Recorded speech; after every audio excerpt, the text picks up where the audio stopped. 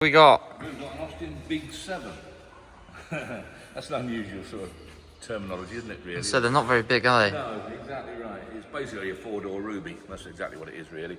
Run out, if you like. They were the last of the Austin 7s, I think, to be fair.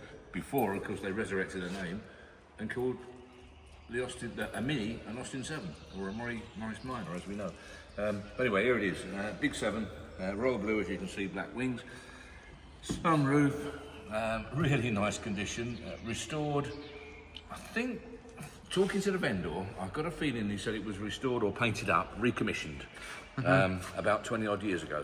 Now, the unusual thing about it is the vehicle has sat in the vendor's dining room for 18 years. Been moved about in there, but not out. So basically, it hasn't seen any weather, wet or otherwise, for 18 years. I picked it up myself, got it out of the dining room myself.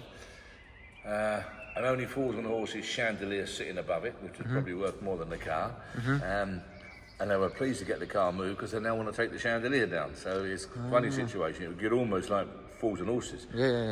But it is what it is. It's beautiful. It's so original. It's so genuine. It's so nice and solid. Interior's lovely. Original glass in the headlamps, as you can see. Lovely, clean little engine bay. There you go. Look at that for a nice clean little engine bay, and it's super. Super little thing, isn't it? Really, really nice. Lovely interior, as I say.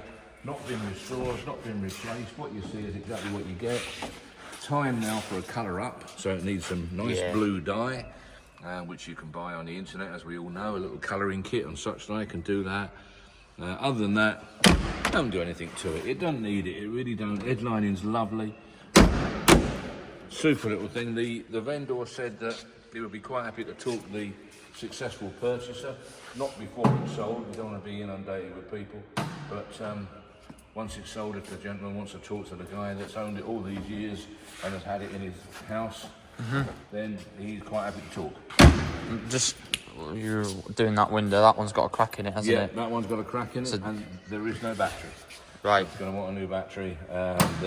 Obviously the fuel was drained, not the oil. And you know, I remarked, when we got it out, it's only dustless. When we got it out, and I walked back into the dining room through the French windows. Not a drop. Beautiful tyres, not a drop. Really? Not a drop out of axle, gearbox, or engine. And I said, have you got the oil out? And he said, no, I ain't got it out. So I can only assume it's still in there. When it says dipstick, you can have a look, can't you? But no, it hasn't dropped a bit. Unless it's all gone. No, there it is. Look, looks actually clean, doesn't it? Yeah, it does actually. Nice, So that's it. That's the story. It was retained in the dining room for the enjoyment of the grandchildren who grew up with it.